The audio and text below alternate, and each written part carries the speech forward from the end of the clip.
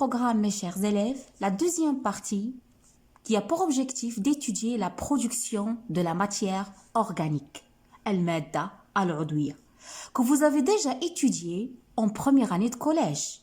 Ce sont des rappels. Donc, si vous vous rappelez très bien, en première année de collège, vous avez étudié at-tarkib ad-dawi, c'est-à-dire la photosynthèse, le processus par lequel la plante va synthétiser sa propre matière organique. Donc ça, c'est une suite des acquis du première année de collège. Le chapitre A, on va étudier le mécanisme d'absorption de l'eau et les sels minéraux, l'amlah al-ma'diniya, par les végétaux chlorophylliens. Lorsque j'ai dit les végétaux chlorophylliens, c'est-à-dire les plantes vertes. Comme vous le savez déjà, les plantes ont une couleur verte, c'est dû à un pigment qui s'appelle la chlorophylle, al-yakhdour.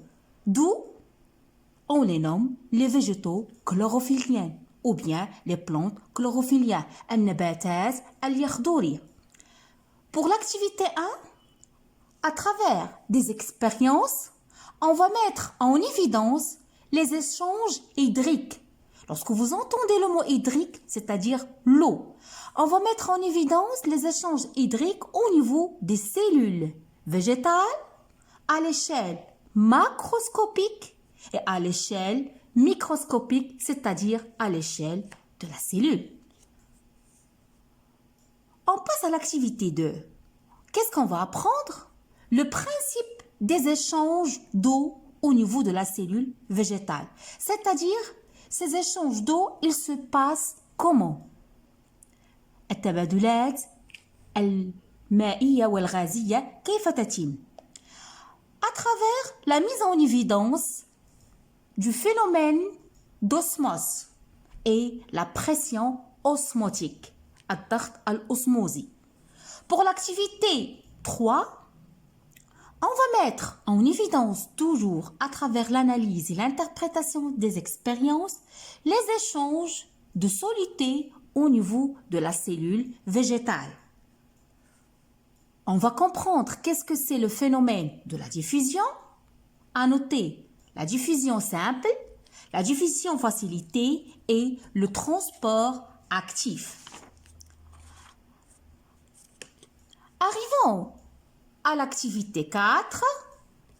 Comme vous le savez déjà, la plante ne peut pas vivre sans eau, sans sels minéraux. Mais comment cette plante va procurer l'eau et les sels minéraux? Ça se fait à travers les racines.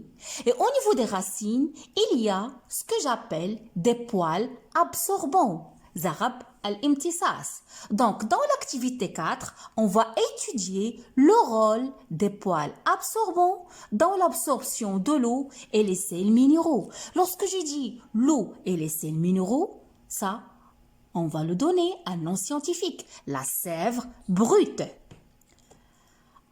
À travers la mise en évidence du rôle des poils absorbants dans l'absorption de l'eau et les sels minéraux, et aussi on va étudier les mécanismes d'absorption de l'eau et les sels minéraux. Comment ça se passe, l'absorption de l'eau et les sels minéraux. Passons maintenant à l'activité 5. Qu'est-ce qu'on va faire dans cette activité 5? Comme vous le savez déjà, lorsqu'on a fait la comparaison entre la cellule animale et la cellule végétale, parmi les points qui diffèrent la cellule végétale à la cellule animale, c'est la présence, on a déjà vu ça, d'une paroi. La paroi squelettique qui donne à la cellule végétale une certaine élasticité, une certaine souplesse. Donc, on va étudier dans l'activité 5 la structure de la paroi squelettique et aussi la membrane plasmique. De quoi elle est formée la paroi squelettique, ou bien je peux le nommer la paroi cellulosique, et de quoi elle est formée la membrane plasmique et quelles sont les propriétés de la membrane plasmique. Ça sera tout pour le chapitre 1. On va passer au chapitre 2. Dans le titre, les échanges gazeux chlorophylliens. Pour activité 1, on va mettre en évidence les échanges gazeux chlorophylliens.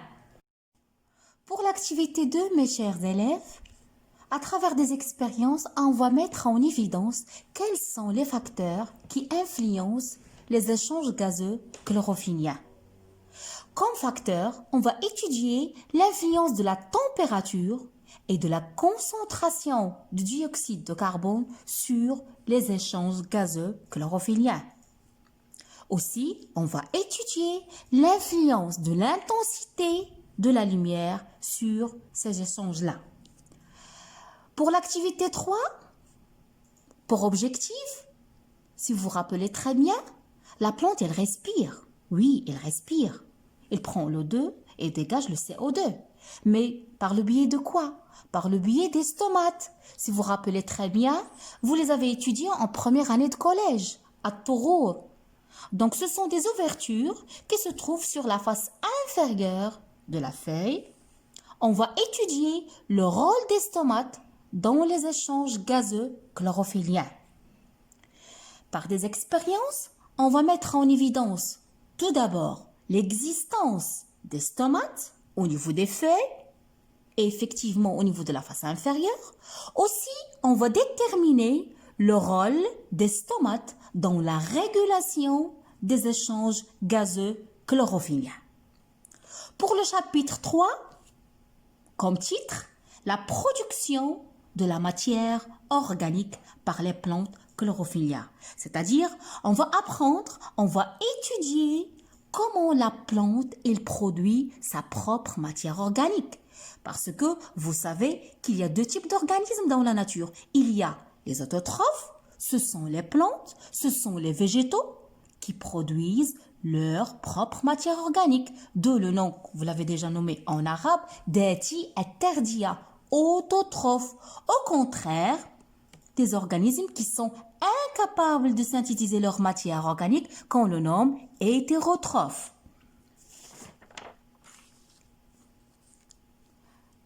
Dans l'activité 2, on va étudier la nature chimique de cette matière organique qui est produite par les végétaux chlorophylliens. Quelle est la nature chimique? Ce sont des glucides qui existent sous deux formes, les glucides simples et les glucides complexes. Autre type de matière organique qu'on va étudier qui est produit par les végétaux, qu'on va étudier dans l'activité 3, ce sont les lipides et aussi ce sont les protéines.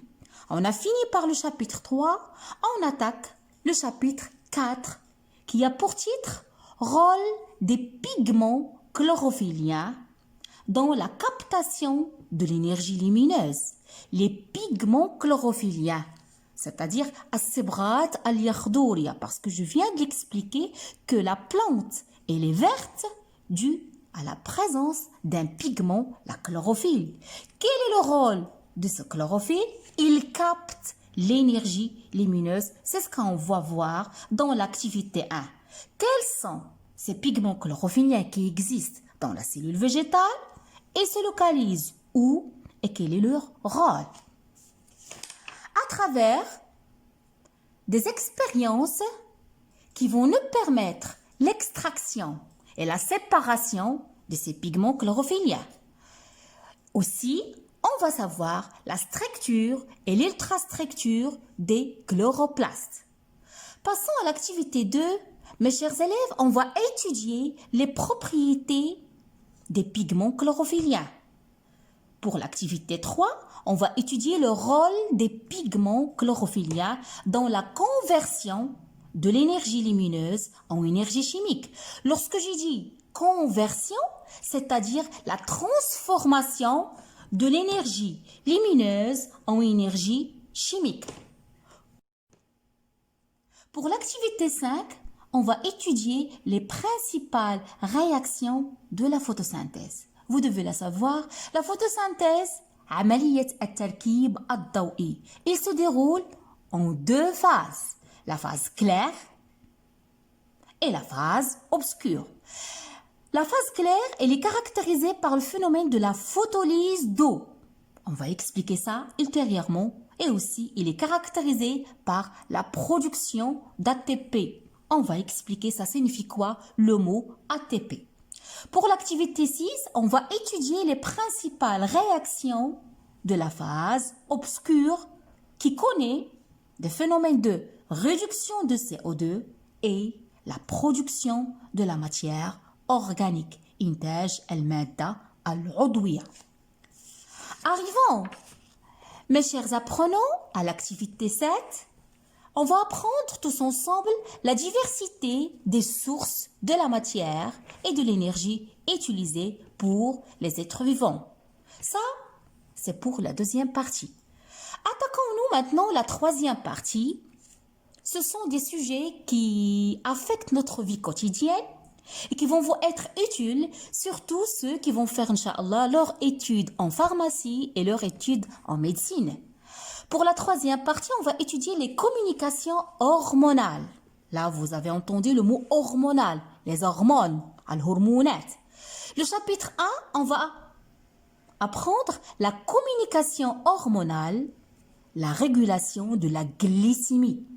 La glycémie, c'est le taux de sucre dans le sang, en relation avec le terme qu'on utilise, le diabète.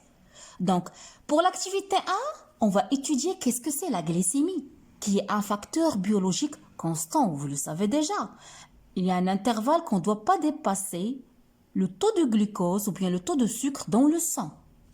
L'activité 2, on va apprendre tous ensemble les organes de stockage du glucose, c'est-à-dire ما هي الأعضاء التي تقوم بتخزين سكر الجلوكوز dans notre organisme. Comme organe, c'est le foie, al-kabid. On va mettre en évidence le rôle du foie dans le maintien de la glycémie. Notez bien, foie, il joue un rôle très important dans la régulation de la glycémie. Aussi, on va apprendre les formes de stockage du glucose dans l'organisme. Arrivons à l'activité 3. Un autre organe qu'on va étudier, c'est le pancréas, le pancréas, qui est un organe indispensable à la régulation de la glycémie. À travers des expériences, on va mettre en évidence tout d'abord le rôle du pancréas dans la régulation de la glycémie. Aussi, on va apprendre aussi quelles sont les structures responsables de la sécrétion de l'insuline et du glucagon. Vous allez me dire d'où viennent ces mots-là. Notez bien que pancréas, il sécrète des hormones telles que l'insuline, qui joue un rôle très important dans la régulation de la glycémie, on verra ça, et aussi le glucagon. Arrivons à l'activité 4, on va étudier l'action de ces hormones-là, c'est-à-dire l'insuline et le glucagon, on va les nommer des hormones pancréatiques, vu qu'elles sont sécrétées par le pancréas, sur les cellules cibles, al-khalaya al-mustahdafa. Pour l'activité 4, on va étudier le déclenchement de la sécrétion des hormones pancréatiques, telles que le rôle du glucose dans le déclenchement des sécrétions des hormones pancréatiques, on verra ça, et aussi on va étudier le mécanisme d'action des hormones pancréatiques. Pour le chapitre 2, la communication nerveuse. Pour l'activité 1, on va étudier les propriétés du nerf. Si vous vous rappelez, ça vous l'avez étudié en 4e année de collège, khasiyat al-asab. Donc, par des expériences, on va mettre en évidence l'excitabilité, l'ihtiyajia et la conductibilité at-tawsiliyya. Vous avez bien étudié ça en 4e année du collège. Pour l'activité 2, on va étudier aussi les propriétés du nerf, spécialement quelles sont les conditions d'excitabilité et quelles sont les conditions de conductibilité. Arrivons à l'activité 3. Qu'est-ce qu'on va apprendre, mes chers apprenants? La nature du message nerveux. Quelle est la nature de l'influx nerveux? As-suyala al-asabiyya. À travers des expériences, on va mettre en évidence le potentiel du repos et aussi le potentiel d'action. Qu'est-ce que c'est le potentiel de repos et qu'est-ce que c'est le potentiel d'action? L'activité 4 vise d'étudier la nature du message nerveux c'est-à-dire d'où il vient l'origine du potentiel du repos.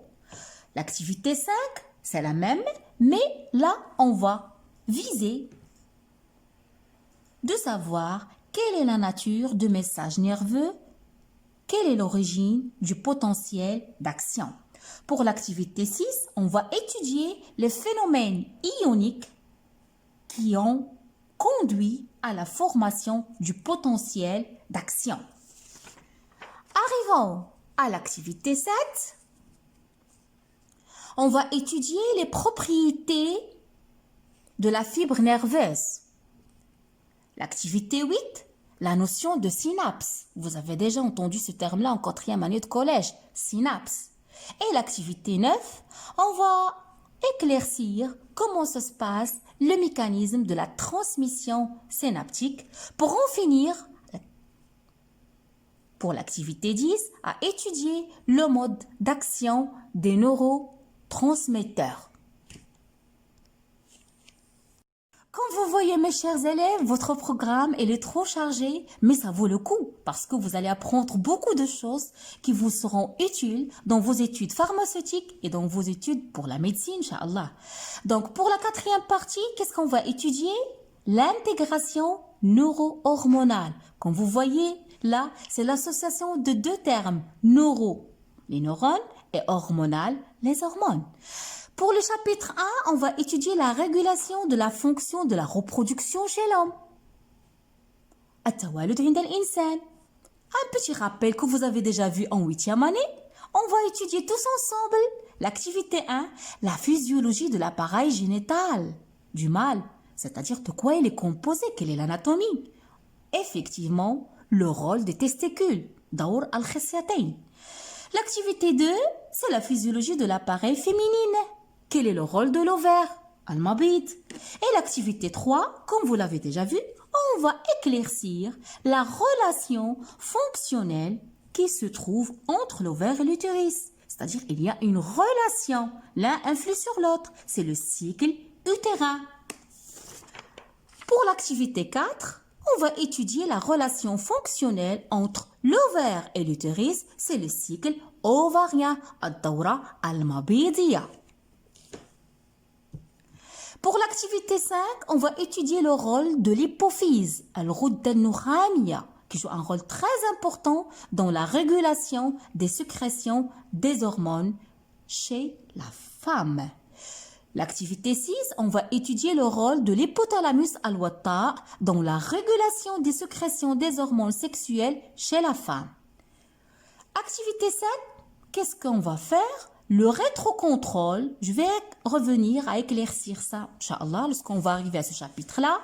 C'est le rétrocontrôle de l'activité hypothalamo-hypophysaire par les hormones ovariennes. C'est un petit peu compliqué, mais ne craignez rien, tout sera éclairci dans les prochaines séances, Inch'Allah.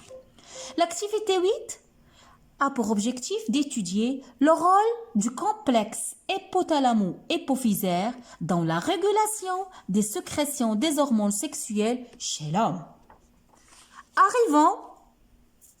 Arrivons au chapitre 2, la généralisation du concept de l'intégration neuro-hormonale. On va apprendre qu'est-ce que c'est la pression artérielle, la tension, ou bien ad-daghd ash-sharayini, qui est un facteur biologique aussi constant comme la glycémie. L'activité 2, on va apprendre quelles sont les variations de la pression artérielle, avec qu'est-ce que c'est la fréquence cardiaque et qu'est-ce que c'est le débit cardiaque. L'activité 3, on va montrer le rôle primordial que joue le système nerveux, notez bien, le système nerveux dans la régulation de la pression artérielle. Cette régulation que je vais vous dire qui se fait selon, à court terme, par l'adrénaline, des hormones, et la noradrénaline. L'activité 5, on va apprendre aussi que la régulation de la pression artérielle, elle est à moyen terme par l'intermédiaire d'un système appelé rénine-angiotensine. Ce sont des mots de médecine. L'activité 6, on va apprendre aussi que la régulation de la pression artérielle se fait à long terme par l'aldostérone et l'ADH. Et on va finir et on va clôturer le programme de la première année bac sciences expérimentales par une activité sainte qui va nous permettre de déterminer le rôle de l'intégration neuro-hormonale dans le maintien de l'équilibre hydrominéral. J'espère que cet aperçu sera clair pour vous, sera utile pour vous mes chers élèves et je vous souhaite une bonne reprise, une bonne rentrée et une année qui sera couronnée de succès et de réussite.